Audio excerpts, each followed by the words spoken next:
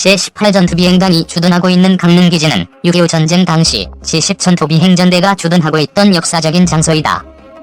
강릉기지에서 6.25 전쟁 중 F-51D 무스탕으로 대한민국 공군 최초의 단독 출격 작전을 수행하였으며 승오리 철교 차단 작전, 평양 대폭격 작전 등 총 7,800여 회의 출격 임무를 수행해냈다. 또한 전투 조종사를 상징하는 빨간 마우라 역시 강릉기지에서 유래하였다. 공군 창군 70주년을 맞은 현재는 대한민국 공군 최일선 부대로서 동북부 영공을 수호하고 있으며 현재 2개의 전투비행대대로 105대대와 112대대가 편성되어 F-5F 항공기를 운영하고 있다. 18전비 105전투비행대대는 현재 진행되고 있는 한국형 전투기 KEFX 사업의 최초 전력화 부대이다. KEFX 블록 1형을 인수하면 동해 초계 비행에 투입하여 영공 방위의 최일선 비행단으로 F-35E, F-15K, KF-16 전투기 부대와 어깨를 나란히 할 것이다. 향후 5에서 6년의 기간 동안 18전투비행단의 F-5F 전투기는 지상 공격 임무를 우선하여 운영하게 된다. 그동안 비행 안전관리 성과로 6년여간 36,000여 시간 동안 무사고 비행 기록을 수립했다. 앞으로도 안전비행을 위해서 장기 운용 항공기인 F-5F의 체계적인 정비 시스템을 구축하여 갑인도 결함 품목에 대해 주기적인 정밀검사를 실시하고 정비 품질을 향상시켜 철저하게 정비한다. 정비 중인 F-5F 전투기의 뒷모습. 1일 비행점검 체계를 구축해 항공기를 점검하여 최상의 비행 안전을 도모하고 있는 것이다. 한국공군은 1965년 4월 30일에 이란 공군에 이어 두 번째로 F-5AB 전투기 도입국이 된다. 도입 초기에 F-5A-16대, F-5B 4대 등 20대를 인수하며 당시 수원기지의 제10전투비행단 105전투비행대대에서 최초로 운영하게 된다. 105전투비행대대는 최초 F-5AB 전투기 인수 부대이다. 1969년 8월 F-4D 팬텀을 도입하기 전까지 105전투비행대대의 F-5A는 한국 공군 주력 전투기였다. 국내에서 면허 생산한 KF-5 제공호 단좌형은 APQ-159E 레이더를 장착한다. F-5는 기체 중량 4.4톤의 전투기이며 연료를 만재하면 7.95톤으로 무장 등을 만재하는 최대 이륙 중량은 11톤에 이른다. 개발 과정에서 고도 10.9km에서 최대 속도 마하 1.64를 기록했다. 최대 순항 속도는 같은 고도에서 마하 0.98을 기록했다. 상승 속도는 1분에 10.5km에 상승하여 가속 성능이 우수한 경전투기로 최대 상승 고도는 쌍발 엔진을 사용하여 15km이며 엔진 흥계로 시도할 경우 12km까지 올라갔다. 2019년 현재 대지상 공격용 무장으로는 MK-82 폭탄과 2.75인치 로켓 한보드, MK-20 장갑 파괴용 확산탄과 CB-58 인마 살살용 확산탄을 장착 운용하며 2013년부터 KGGB 유도 폭탄을 사용한다. 또한 2017년부터는 JTAC 지상유도 임무부대가 창설되면서 페이브의 IAI 레이저 유도 폭탄의 하나인 GBU-12를 운영하고 있다. GBU-12는 사거리 10km 거리까지 투발이 가능하며 약 8m의 정확성을 갖는다. 체프 플레어, 카트리지 디스펜서는 AR-40을 사용하며 AR-46이나 이스라엘제 SPS-1000, RWR이 장착되어 있다. 한국공군은 1974년 F-5E 126대, F-5F20대의 도입 결정을 하여 같은 해 8월부터 기체를 인수한다. 이때부터 한국 공군의 전투기 전력이 양적, 질적으로 확장이 시작되는 시기이다. 1980년 국내 면허 생산을 결정되고 1982년 9월 9일 최초의 KF-5F1호기가 첫 비행에 성공하며 이후 대한항공에서 양산한 기체는 F-5E 36대, F-5F32대이다. 한국 공군은 F-5E-F형으로 AIM-9P4형 공대공 미사일을 운영 중이다. 전투행동 반경은 AIM-9P3-4 미사일 2발을 장착하고 최대 연료 탑재 시 570나노미터이다. AIM-9P3형은 무연의 로켓 모터를 사용하며 신관은 AIM-9J형과 동일한 적외선 신관을 사용한다. AIM-9P4형은 시크가 AIM-9L형과 동일한 형태로 되어 있다고 하여 전방위 사격이 가능하다.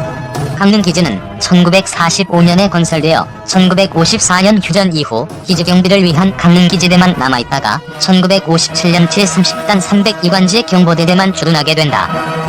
1966년 소련 장거리 정찰기의 연속조간 통해상공 줄물로 공군본부는 통진계획을 수립하여 1967년 기지 활주로 보강 공사를 시작으로 1968년 18기지대로 확대하고 1970년 기지전대, 1974년부터 전투기가 고정 주둔하는 18전투비 행전대가 창설되어 F-86F 세이버 전투기가 이동 배치된다.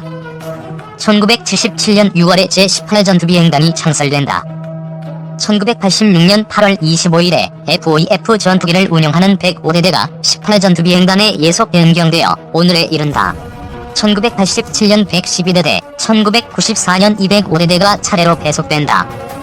18전비는 올림픽 개최 도시인 평창의 최인적 부대로서 올림픽 기간 중 관동대학교 하키센터에 헌병 특수임무반과 폭발물 처리반을 투입하여 대테러 작전을 수행하였으며 기지 내에서는 대공방어대가 올림픽 경기 시작 전으로 경계작전 태세를 유지했다.